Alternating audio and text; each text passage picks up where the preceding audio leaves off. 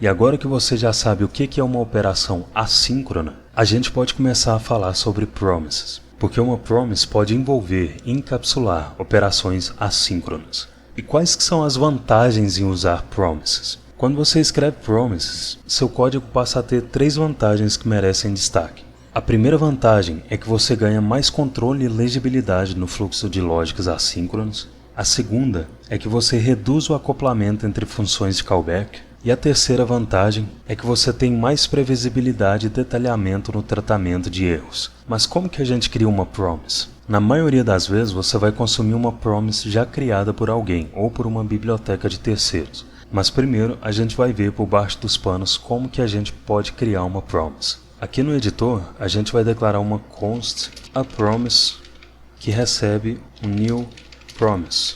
Então promise é uma função construtora que precisa receber uma função como argumento. E essa função vai envolver a operação assíncrona que a gente criar. Quando a gente cria uma promise, essa função que a gente passou por argumento precisa receber 2 parâmetros, resolve e reject.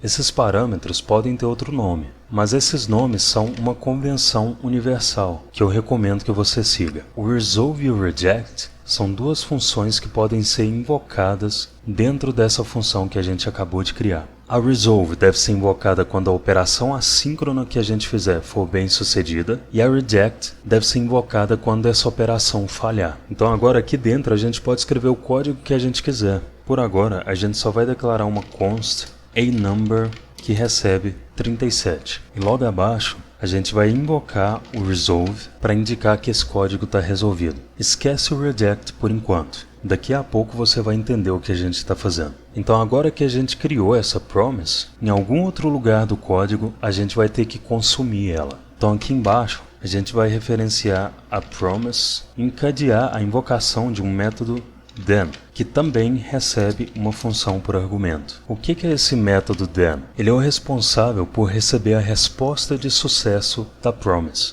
Se aqui na criação da promise a gente especificar um valor como argumento da invocação do resolve, esse valor vai ser recebido como parâmetro dessa função que a gente passou para a invocação do then. Então aqui na invocação do resolve a gente vai passar a number como argumento, e aqui na função da invocação do then a gente vai declarar um parâmetro value, e dentro da função a gente vai declarar um console.log que recebe o value. E a gente pode ver que o console exibiu o valor que a gente passou como argumento do resolve, a number. Observa desde já que só a invocação do resolve é o suficiente para que esse valor que ele recebe por argumento seja retornado e passado para a função do then. Então a gente nem precisou usar o return aqui. E isso também vale para o reject, que a gente vai ver daqui a pouco. Então até aqui a gente criou uma promise que envolve uma função, a gente configurou a resposta para quando a resolução da promise é bem sucedida, e a gente através do resolve passou um valor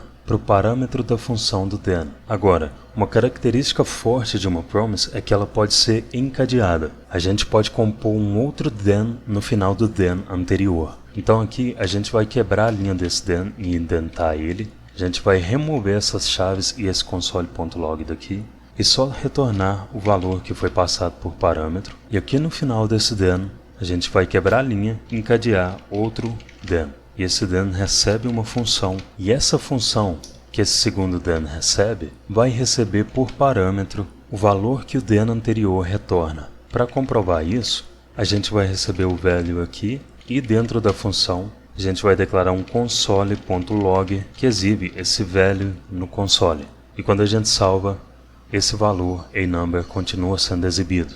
E só é possível a gente fazer esse encadeamento porque o método then sempre retorna uma nova promise, que por sua vez possui o método then disponível por padrão. Ou seja, um then pode ser encadeado no outro quantas vezes forem necessárias. Agora, como que a gente trata erros usando promises? Existe um outro método que pode ser encadeado em um then, que é o método catch, e ele também recebe uma função como argumento. E é usando essa função dentro do catch que você vai cuidar do que deve acontecer quando a resposta obtida da operação não for uma resposta de sucesso. O catch só vai ser executado em 2 situações. Primeira, quando o método reject, aqui dentro da função da criação da promise, é invocado, E segunda, quando o código dentro de algum then lança um erro. Então aqui dentro da função da criação da promise, a gente vai comentar o resolve e na linha abaixo invocar o reject. E essa invocação do reject também precisa receber um valor como argumento.